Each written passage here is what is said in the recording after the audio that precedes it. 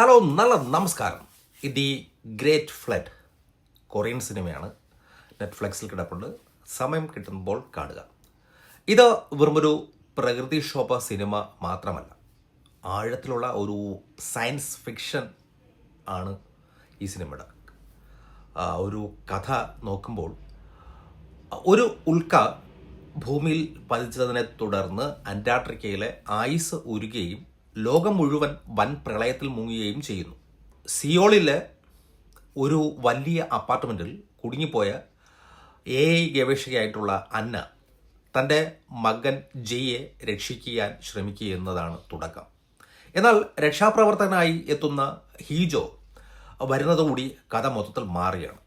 അന്നയുടെ ഗവേഷണമായിട്ടുള്ള emotion engine, അതായത് മനുഷ്യവികാരമുള്ള റോബോട്ടുകൾ എങ്ങനെ മനുഷ്യരാശിയുടെ നിലനിൽപ്പിനെ ബാധിക്കുന്നു എന്നതാണ് സിനിമയുടെ ഇതിവൃത്തം എന്ന് പറയുന്നത്, അല്ലെങ്കിൽ ട്വിസ്റ്റ് എന്ന് പറയുന്നത്. ഈ സിനിമയുടെ ഒരു വലിയ പ്രത്യേകതയായിട്ട് എനിക്ക് തോന്നിയത് ഈ സയൻസ് ഫിക്ഷൻ ട്വിസ്റ്റുകൾ. അതായത് ഇതൊരു സാധാരണ ഡിസാസ്റ്റർ മൂവിയായി തുടങ്ങിയിട്ട് പകുതിയിൽ വച്ച് ഒരു ടൈം ലൂപ്പ് അല്ലെങ്കിൽ സിമുലേഷൻ സിനിമയായി മാറുകയാണ്.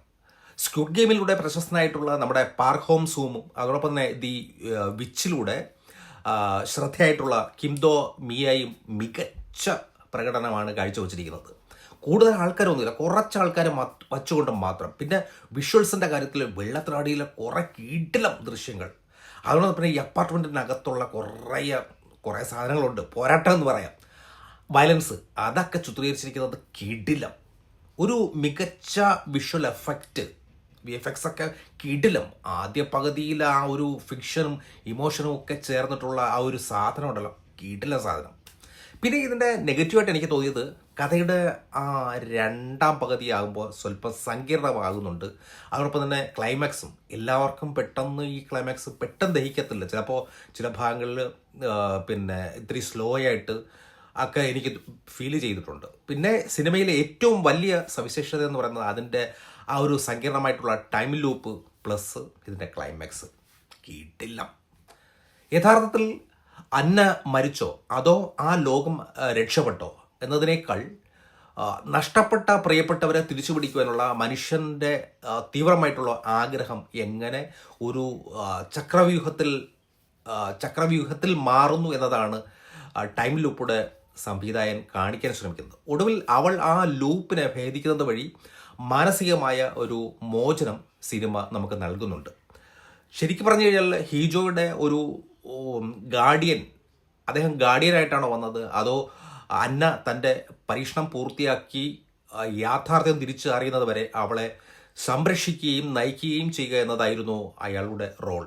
പക്ഷേ ആ യാത്രയിലുണ്ടല്ലോ അയാൾക്ക് അന്നയോട് തോന്നുന്ന ഒരു വൈകാരികമായിട്ടുള്ള പ്രണയം എന്ന് പറയുന്നതിനപ്പുറം വൈകാരികമായിട്ടുള്ള അയാളുടെ ബന്ധം, അവളുമായിട്ടുള്ള സങ്കീർണമായിട്ടുള്ള അയാളുടെ ഉള്ളിലെ ആ ഒരു വികാരങ്ങളെ അയാളുടെ പ്രോഗ്രാമിന് വിരുദ്ധമായിട്ട് പ്രവർത്തിക്കുമ്പോഴാണ് സിനിമയിൽ ശരിക്കും ഒരു ഹൃദയസ്പർശിയായിട്ടുള്ള ചില മൂവ്മെൻറ്റുകൾ നൽകുന്നത്.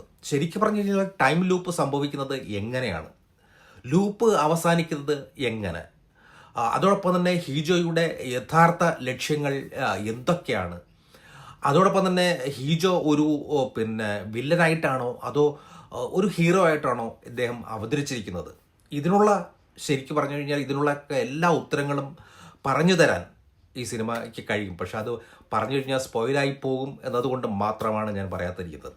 സയൻസ് ഫിക്ഷൻ സിനിമകളിൽ നമ്മളെ ആകർഷണമാക്കുന്ന കുറേ ഘടകങ്ങളുണ്ട്, അതെല്ലാം തന്നെ ഇതിലുണ്ട്. പിന്നെ ശ്രദ്ധയോടുകൂടി AI ആശയങ്ങൾ മനസ്സിലാക്കുവാൻ ശ്രദ്ധിച്ചു കഴിഞ്ഞാൽ തീർച്ചയായും ഈ സിനിമ നമുക്ക് നല്ല ഇഷ്ടപ്പെടും. ഒരു 108-106 മിനിറ്റ് വരെ ദൈർഘ്യമുണ്ട്. ഏകദേശം 1.25 മണിക്കൂർ, 1 മണിക്കൂർ 48 മിനിറ്റ് അത്രയേ ഉള്ള ഒരു ചെറിയ സിനിമയാണ്. വെറും ഒരു വെള്ളപ്പൊക്കം സിനിമയായിട്ട് മാത്രം ഇതിനെ സമീപിക്കാതെ കൃത്യമായിട്ടും നല്ല ഒരു സയൻസ് ഫിക്ഷൻ ആണ് എന്ന ബോധ്യത്തോടുകൂടി ഇരുന്ന് കണ്ടു കഴിഞ്ഞാൽ കിടിലം സിനിമയാണ്.